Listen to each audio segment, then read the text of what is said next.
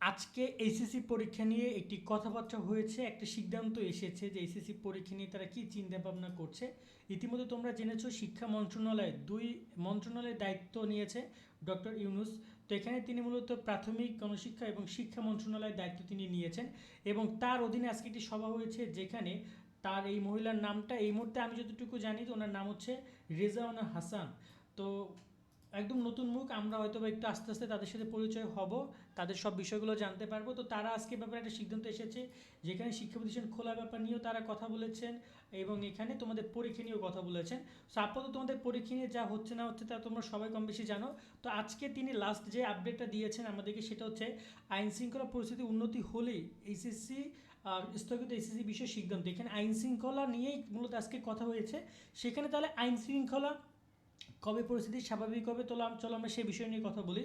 আবার দেখি তারা কি বলছে। এখানে বলছে যে রাষ্ট্রীয় রাষ্ট্রীয় অতিথি ভবন যমুনায় অন্তর্বর্তী সরকারের প্রথম বৈঠক শেষ হয়েছে শুক্রবার 9 আগস্ট 12টায় শুরু হওয়া এই বৈঠক শেষে গণমাধ্যমে কথা বলেন সরকারের উপদেষ্টা সৈয়দ রেজাউনা হাসান। অন্তর্বর্তী সরকারের প্রথম বৈঠকে তিন বাহিনীর প্রধান, পুলিশের মহাপরিদর্শক এবং বিভিন্ন মন্ত্রণালয়ের সচিবরা অংশ নেন।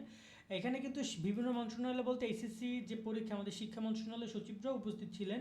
তো এখানে শিক্ষা মন্ত্রণালয়ের সচিবকে, এটা কিন্তু অনেকেই প্রশ্ন করতে পারো তাদেরকে, চলো তোমাদেরকে একটু শিক্ষা মন্ত্রণালয়ের সচিবদের সাথে পরিচয় করে দিয়ে আসি।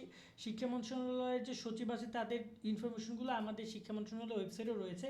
তো এখানে তিনি বলেছেন যে শিক্ষা প্রতিষ্ঠান খোলা এবং এসএসসি বিষয়ে এখনও কোনো সুনির্দিষ্ট সিদ্ধান্ত আলোচনার সুযোগ হয়নি। এখানে তারা এখনও এই ব্যাপারে এটা প্রশ্ন করেছিল সাংবাদিক মেবি। তো তার পরিপ্রেক্ষিতে এই কথা বলে এবং তিনি বলেন যে শিক্ষা প্রতিষ্ঠান খোলার সাথে আইন শৃঙ্খলা পরিস্থিতি জরুরি।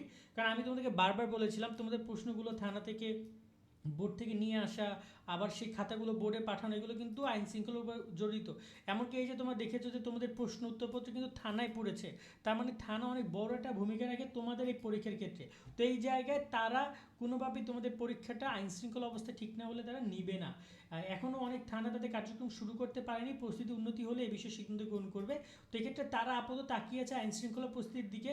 আজকে আমরা যখন আইজিপি এবং বিভিন্ন মন্ত্রণালয়ের কথা আজকে দেখছিলাম সেখানে একটা ব্যাপার সুস্পষ্ট যে আইন শৃঙ্খলা অবস্থা কবে ঠিক হবে। বর্তমানে গতকালকে আলটিমেটাম দিয়েছিল সকল থানায় পুলিশের জন্য যোগদান করে, কিন্তু তারপরেও অনেক থানায় যোগদান করেনি। কিন্তু সর্বশেষ ধারণা মতে আগামী সপ্তাহের মধ্যে হয়তোবা দেখা যাবে যে তোমাদের হচ্ছে যে থানাগুলোতে একদম পুরোপুরিভাবে পুলিশ অবস্থান গ্রহণ করবে, তারপরে তারা এই ব্যাপারে সিদ্ধান্ত নেবেন। সো এখানে একটা ব্যাপার সুস্পষ্ট যে তারা মূলত পরীক্ষা নিয়ে চিন্তা ভাবনা করছে। এই মুহূর্তে তারা অটোপাস নিয়ে চিন্তা ভাবনা করছে না, বা এই মুহূর্তে ডিটেলস আলোচনা হয় না। যদি এইচএসসি ব্যাচদেরকে নিয়ে ডিটেলস আলোচনা হতো তাহলে অটোপাসের বিষয় নিয়ে কথা বলতো। তবে সম্ভাবনা খুবই কম। আমি আবারও বলছি, আগে একটা সম্ভাবনা থাকলেও যেহেতু শিক্ষা মন্ত্রণালয় দায়িত্ব নিয়েছে ডক্টর ইউনুস, যেমন আমাদের যদি এখানে যদি আমরা কথা বলি আমাদের আসিফ নজরুল স্যারও যদি থাকতো তো আমরা একটা ধারণা দিতে পারতাম। কিন্তু ডক্টর ইউনুস তার চিন্তাভাবনা একটু অন্যরকম এবং তার পরিকল্পনা সম্পর্কে আমরা খুবই কম জানি, যার কারণে তিনি হয়তোবা চাইবেন না যে এখানে শিক্ষার্থীরা যেন এভাবে মূল্যায়ন হোক, তিনি হয়তোবা চাইবেন না, তাতে যাই হোক না কেন।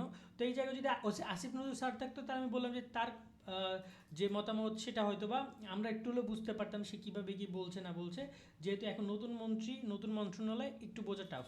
তো এই জায়গায় আপাতত তোমরা আইনশৃঙ্খলার উপর ডিপেন্ড করে রাখো আর ধারণা করে নাও যে পরীক্ষাটা হবে। আমি আবার বলছি আমি শিওর হতে পারবো কালকে, কাল পরশু রবিবার আসলে আমরা শিওর হতে পারবো বোর্ডে কর্মকর্তাদের সাথে কথা বলে। এছাড়া কথা বলে খুব বেশি উপকার হবে না।